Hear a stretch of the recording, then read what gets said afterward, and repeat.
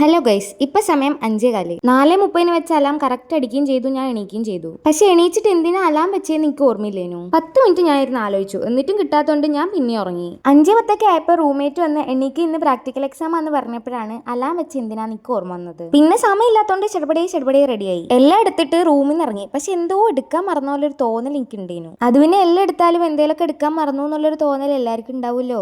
എക്സാമിന് പോവല്ലേ, അപ്പൊ പിന്നെ അഴിച്ചിട്ട മുടിയൊക്കെ ഞാൻ അങ്ങ് നീറ്റായിട്ട് കെട്ടി വെച്ചു. പ്രാക്ടിക്കൽ എക്സാം ഞങ്ങൾക്ക് ബാംഗ്ലൂർ തന്നെ വേറെ ഹോസ്പിറ്റലിലാണ്. അങ്ങനെ ഓട്ടോ കയറി ബാക്കിൽ സ്ഥലം ഇല്ലാത്തതുകൊണ്ട് ഒരാൾക്ക് ഡ്രൈവറിന്റെ സീറ്റിലേക്ക് പ്രൊമോഷൻ കിട്ടി. ഇവിടെ പിന്നെ ഇങ്ങനെയാണ്. പിന്നെ ട്രെയിനിൽ കയറി ഇരിക്കുമ്പോഴും ട്രെയിൻ ഇറങ്ങി നടക്കുമ്പോഴും ഒക്കെ എന്തോ മറന്നെന്ന ഫീൽ കൂടി വന്നു ഗൈസ്. പിന്നെ വിശപ്പിന്റെ വിളി അതിനെക്കാട് ഒച്ചത്തിലായപ്പോൾ ഓരോ മസാല ദോശ കഴിച്ചു കഴിഞ്ഞ് ഹോസ്പിറ്റലിൽ കയറി എല്ലാവരും ബുക്ക് എടുത്ത് വായിക്കാതിരുന്നപ്പോഴാണ് എനിക്ക് മനസ്സിലായത് വായിക്കാനുള്ള ബുക്കാണ് ഞാൻ എടുക്കാൻ മറന്നതെന്ന്. End of the story. പിന്നെ എക്സാം അറ്റൻഡ് ചെയ്ത് പുറത്തിറങ്ങി. സുരേഷ്, എങ്ങനെയുണ്ടായിരുന്നു പരീക്ഷ?